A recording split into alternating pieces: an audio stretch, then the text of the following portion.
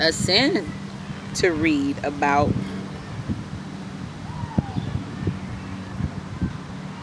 I don't know what that meant. Just said recording media has been switched on my camera. So, like I said, I invite you into my world and into my reality to see where the Lord takes me. So, whatever that was on that camera, that's the first. I'm just going to roll with it.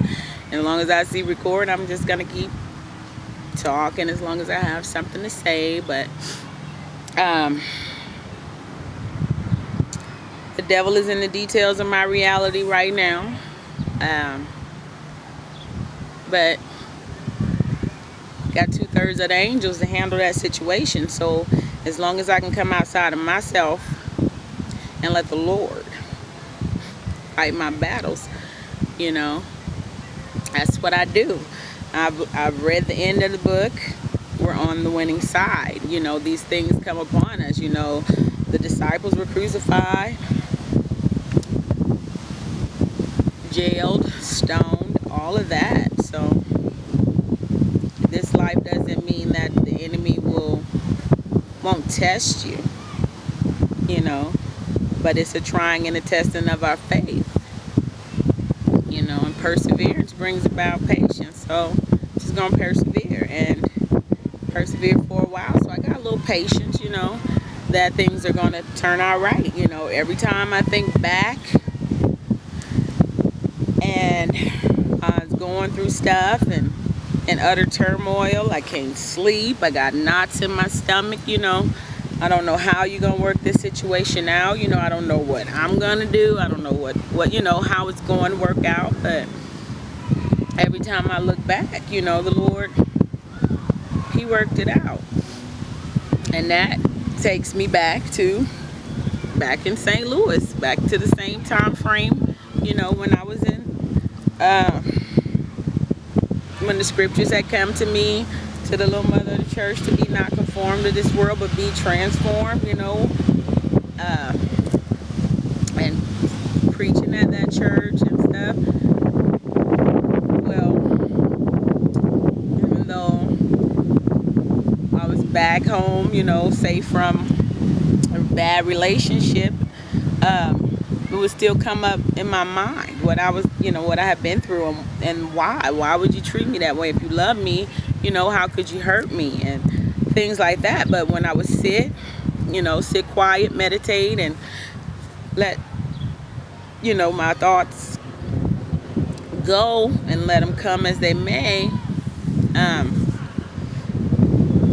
that relationship would keep coming back. And what I would do, I would try to stuff those feelings down, you know, because as I start taking that trip back down memory lane, which was only, you know, maybe a year, 2 years, you know, real close pain, you know, I would try to, as soon as, you know, the memories would start to rise up and the sadness and the pain and all that stuff would start to come, and I could feel it, you know, kind of reliving it,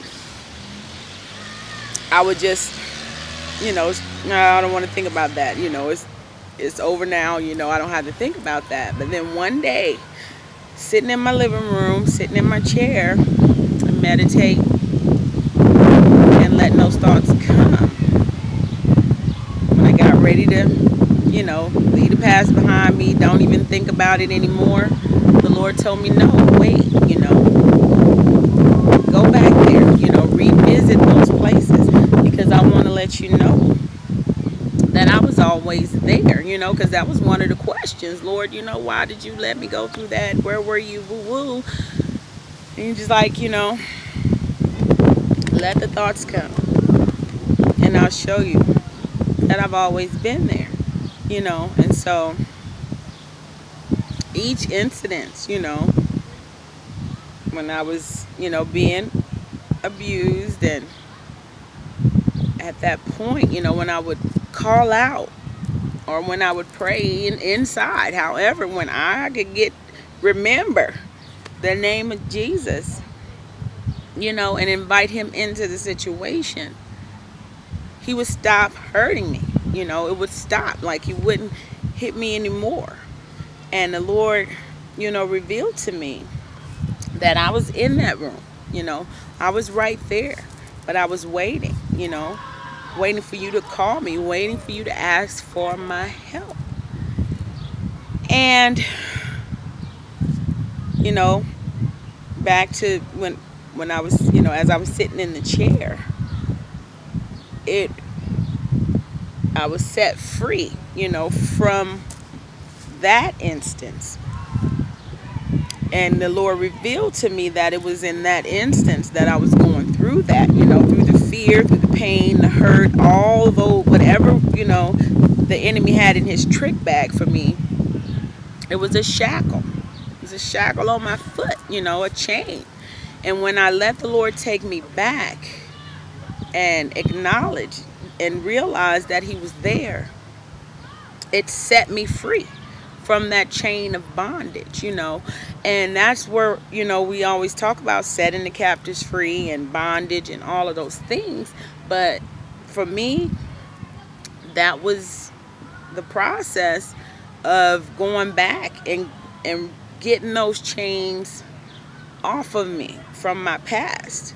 And when I realized that, it became a regular habit, because once I could get that chain free, then I could go back a little bit further, and further in my memory to instances, to people hurting my feelings or making me ashamed, and going back with Jesus, not just going back in my own strength and critiquing the details or talking about it, but really meditating and feeling the presence of the Lord and following him back into those dark places, and shining the light so that he could set me free. And even back to the kindergarten, I was in kindergarten, and the teacher wouldn't let us go to the bathroom because it was the end of the day. And so I couldn't hold it no more, so I had an accident. And when it was time for class to let out, I'm totally humiliated, because I don't know if you can see, that I done wet myself and all of that. But I was so humiliated and so embarrassed and so angry, and I waited at the back until everybody, all the other kids left. And just remember that shame coming on me as a little bitty girl, and I don't even know if I told my mom when I walked home. But as the day got better and I changed clothes and I went on with life, that cloak of shame was there, that chain of bondage was there, so now at 27, back in St. Louis, the Lord let me know that little pain from that little girl is still holding you, still keeping you in bondage. So as I walk through life with that little bit of shame, and then heaping more and more, like Shrek said, layers. Pain is like layers, like an onion, got layers and layers. And so that's what I would do. It became a practice of mine to sit and meditate and let the Lord help me remember as much of my life, all the way back as far as he could take me. One time we went on a trip. Well, I was a counselor for Sprague, and the counselors went on their own retreat, as a way of getting acquainted with each other and handling all the details of, getting ready for the summer. Well, we done went out in the woods, and somebody decided to take another path and go a different way instead of going back. So these are the cool people, so I'm going to follow them, even though my mind is saying just go back with the wise people who are going to follow the trail back to the cabin and let them venture off on their own. Well, we went, but the path kept veering all further away from the camp, and I'm telling them, we're going the wrong way. This is going further and further away from the camp, but they marching on, so I'm following the leaders. And we got lost out there. I don't know for how long, And then finally, we made it to the street, to the ground, to the road. And so we started walking back the other way. We're thinking towards the camp, but we were so deep in the woods, we didn't know where we were. We didn't know how far, but so one of the guys took off running to go see if he could find some help for us to get us back, because we're thirsty, it's hot. Well, finally, after seemed like forever, we scared. Where did he go? He comes riding back with a guy that's going to take him back to the campsite so that he could come back and pick us all up. And when he came back to pick us all up, we got in the van and we turned around, and we got back in there, because I kept telling him it seemed like we ain't even in the campgrounds no more. We're not even in the vicinity, but they just refused to turn around. And so when we got, back towards the camp and to the gate, the sign of the name of the retreat place, the campsite. And I said it, and I was loud, but I said I knew it, and I said it loud, not intentionally to irritate anybody, but yeah, we all hot, bothered, and irritated. But I didn't have the understanding right then, I was just like, I knew it, because I told y'all we was outside the campground. And one of the guys just turned and screamed on me and said, "Shut up," and that broke my heart. It crushed my spirit, and that was one of the things that, on my trip back during my meditation, let me know that put another chain of bondage on me, because with all the skin color issues and all of that and status and all this, I esteemed him higher than myself, because in my imagination, he was one of the more popular kids, more accepted kid, and he was light-skinned and he was cute, and all that, and here this little cute boy that broke my heart because he screamed at me, and it took me to, like I said, it wasn't something I thought about all the time, but it wasn't something that I easily dismissed either, because it really hurt me. And just growing up, things that people did hurt me probably deeper than most. Yeah, I could carry a mean look and a tough exterior, but words cut me like a knife, and I was just able, through the meditation process, to take Jesus back with me, and to gain a lot of freedom from pain, past pain, because we don't think that those things have anything to do with God or anything to do with church, but it's so many details, like I said, there's a book called Don't Sweat the Small Stuff, and believe me, it's all small stuff, but it's all those small things that, we are encouraged to handle on our own, fix those problems on our own. Those are not issues for God, God only deals with the big things, fornication and cussing and all of that, but just a little bit of shame, a little bit of embarrassment, that we don't believe that those things have huge impacts on us and on the others whose lives we've touched, and I'm sure with my mouth, I done slung a whole lot of change, and I asked God to forgive me, to set people free from the things that I've done, if it's something as simple as calling you a nickname that you just don't like. I'm sorry, I love you. I'm only give you a nickname if I love you, but that doesn't give me the right to humiliate you, you know what I'm saying? But those are not my motives, and only God knows my motives. And no promises, because I love my nicknames. I mean, I love you. Like with my dad, he loved me and he called me that nickname, but just I don't know. We're going to pray about that one. I don't know. Sitting here in this shade and I'm loving it. It's nice.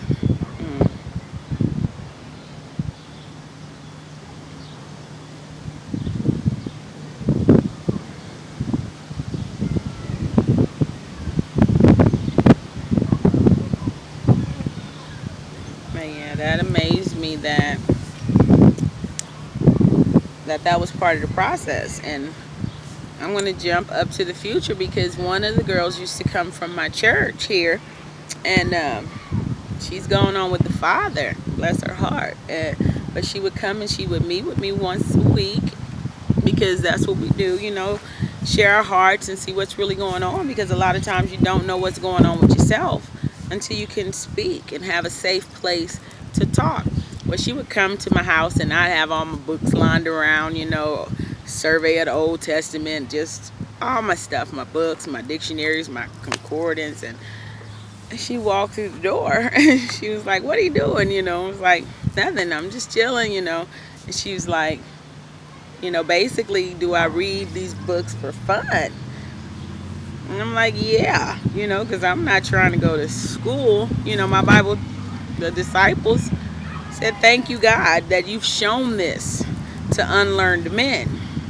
And so when I'm studying and I'm gaining all this, these nuggets and information, it's for fun. It's just for my information.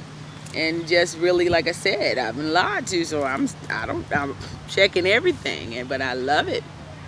I love to just to know about God, know about the people of God, and all that stuff. But she came to me one day and she invited me to join this class. It's called Theophostic, and her reason was, the reason she, mentioned it to me, she said, because she was in the class, that as she was going through it, she said that this is exactly what you've been telling me about, about the meditation and the Lord taking me back to those memories and letting me see that he was there and setting me free. So it's like, okay, cool, And since I'm there, I might as well, I'll stay in 12 years ago. Give me something to talk about. Maybe depends on how long it takes me to get to that point. But so that's just how God works for me. He literally does the things for in me that a lot of my brothers and sisters go to class and study groups and, rely on someone to teach them these things, which I'm not against it, because how else are you going to know if you won't read for yourself yet? If you won't read for yourself yet, and if you won't get that personal relationship for yourself yet, if you don't learn to discern that still small voice of God for yourself yet, but for me, for his reasoning, everything, that's just, he shows me personally, and then I get in these books and I get everywhere else, and I test it against the spirit that's in me. So it's just amazing. And I don't know, she saw that, so she invited me to go there, and I went for a little while. But like I said, I'm not about, you can't take the power that's in me and put it in your box. I'll come to the box. I love the people, in the church and in the religion. I love my pastors. I love everybody. But I treat my spirit like, I treat my babies. I have to guard it, from potential harm, and it's easily grieved, and people don't mind coming and flinging stuff on you. So it's precious. You don't get to just taint it, as much as I can can guard it and do this life at the same time. So I've always been like that. I've always kind of been at a distance. Even as a little girl, everybody would be running around doing whatever it is they do. But I might be over there, looking for roly-polies or catching butterflies, appreciating nature, just looking for stuff just in my own space, in my own mind, just quiet. I love to be quiet, and I love to just listen, and I love to just be, dump truck. I hate to just be downwind of the dump truck, I tell you that much. But I don't know. I'm just happy.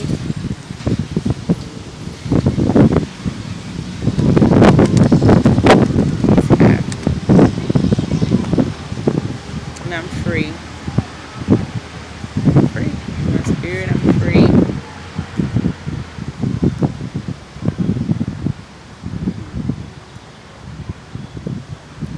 I guess the most freeing thing, the most freeing thing for me is, and it comes from knowing the scriptures for myself, that,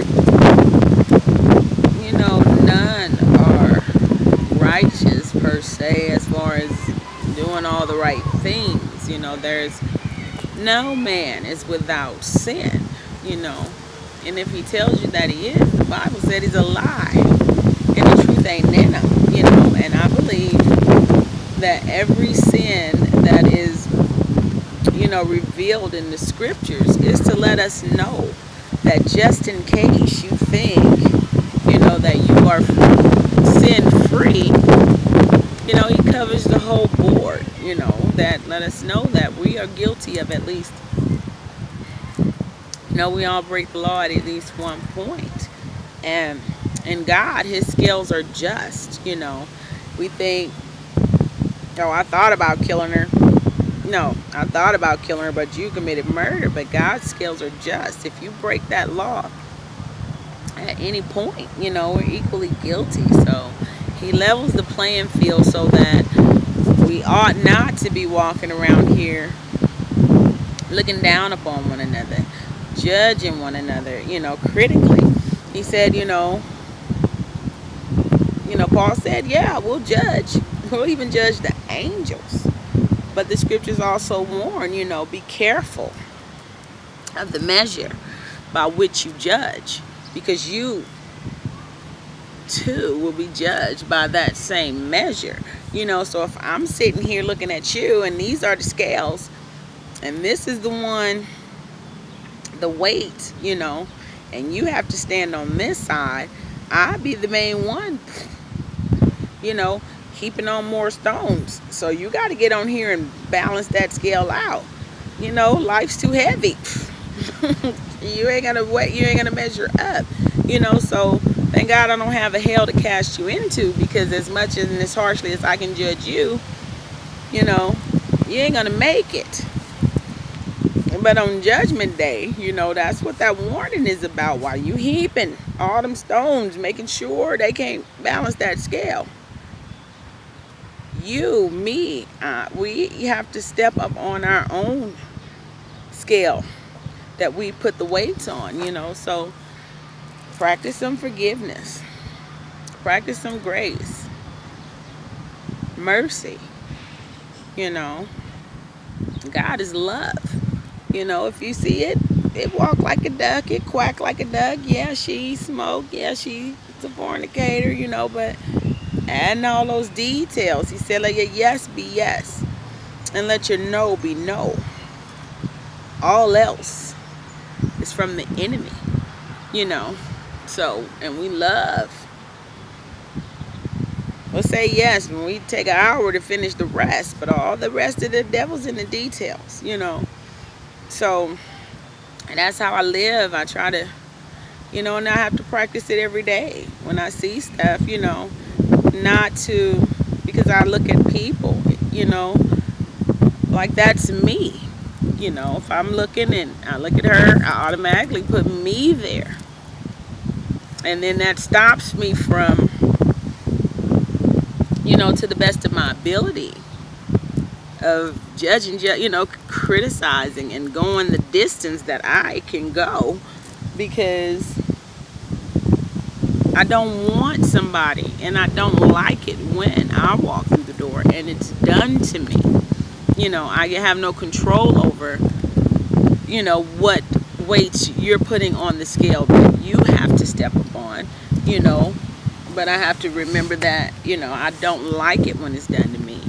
And I know now I have to step on that scale too. So, Lord, you know, let me not judge. Let me think about this situation in a better way, you know. Let me treat that person like that's little old special me over there, you know, that I don't know no better. But we get to the point where we think, I owe you to judge you, you know. You want me to laugh at you. You want me to treat you this way, you know. Like it's my right. Like I'm God, you know. But, mm,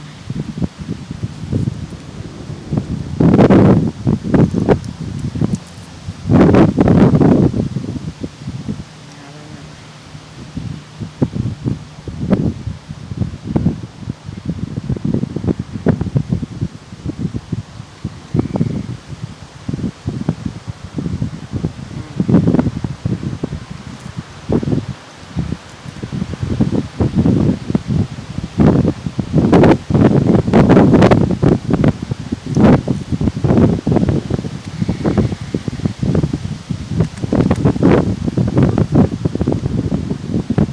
Well, I'm sure you don't want to sit here and watch me enjoy this breeze for another 30 minutes. So that's what I'm going to do. I'm going to sit here. I'm going to pray. I'm going to meditate. Um,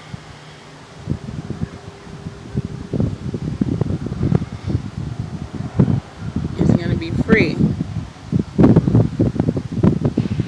God is good. I don't know. Thanks for stopping by. I'm AJ. AJ Speaks. You guys have a good day. Enjoy your week. Be blessed.